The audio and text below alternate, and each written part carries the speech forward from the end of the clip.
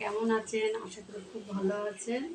আজকে আমি দুপুরবেলা কি রান্না করেছি আপনাদের সাথে শেয়ার করব। আমার দুপুরের মেনু দেখুন, এটা আমার রোজেরই আপনাদের দাদার জন্য উচ্ছে দিয়ে একটা মাছের শুক্তো।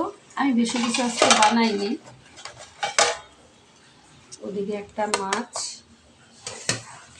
এদিকে একটা মাছ, আর এদিকে দেখুন মাটন। এই আজকে আমার দুপুরের মেনু। আমি সবার আগে মেয়েকে খেতে দেবো। ছেলে আমার বেরিয়ে গেছে, ছেলে আজকে ইডেনে খেলা দেখতে যাবে, সেই জন্য একসাথে খাওয়া দাওয়া করবে, যারা সবাই একসাথে খেয়ে দিয়ে ওরা খেলা দেখতে যাবে। যাই হোক, এখন আমি মেয়েকে খেতে দেবো, আপনারাও খেয়ে নিন। তা আবার দেখা হবে, থাকবে।